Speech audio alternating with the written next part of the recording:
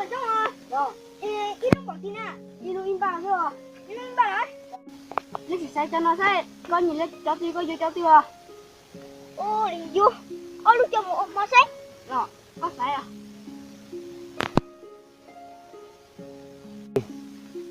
Ông luôn kìa. Ông bà chưa? Cái gì đó? Đó. Ôi trời ơi. Đi. Giờ tôi vô nữa. Đi.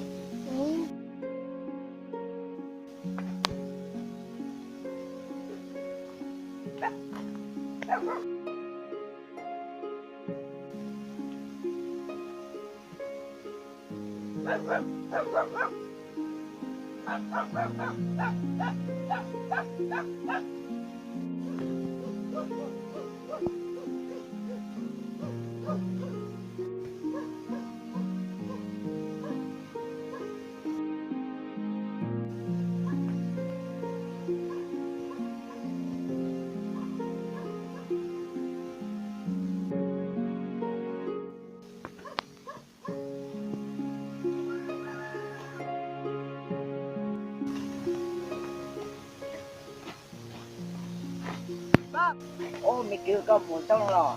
Rồi, đi lầu, tôi tắm hết chưa? Đã chưa? Đi lầu, mua mình gì về. Thế là tôi chưa đã tiền mà có có mua cái đó này không mua được đâu mà lò. Có bao giờ?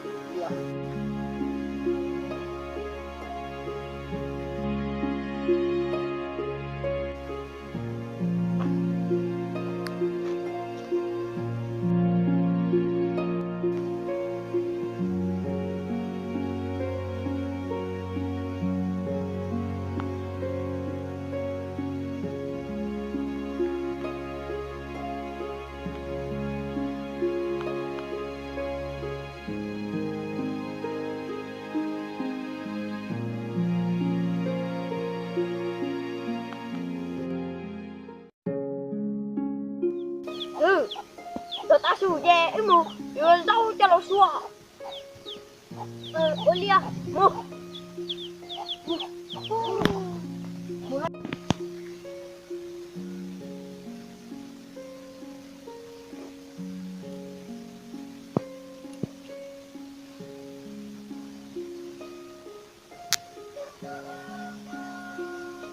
Ba, tôi mới ra là.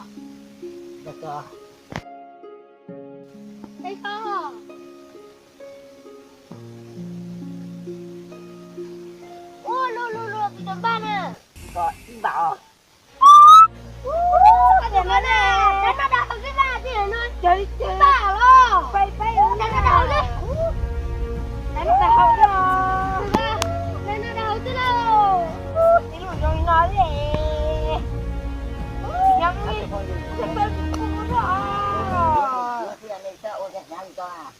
Phải nhau con à bùa ôi tôi đi nói chuyện bao nhiêu tôi có cái vô liền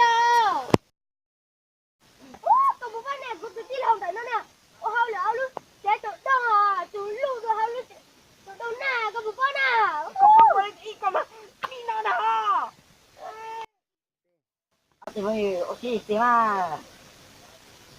cái gì đâu một cái khổng là gì một khổng là một khổng ốc bùa thôi nè ê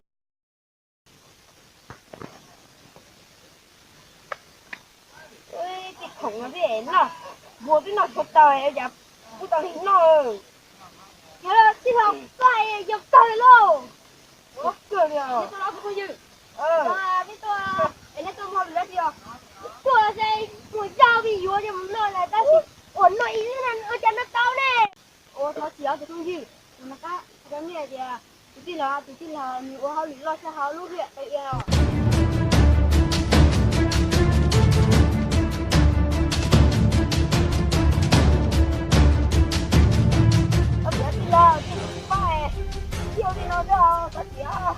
Chào.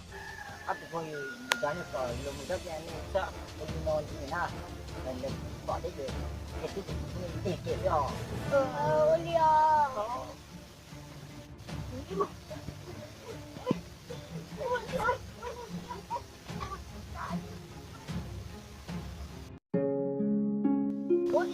mua đi chờ. chưa chờ chắc khó biết là người chắc còn biết cho nó có Đi ở chỗ con thế nào?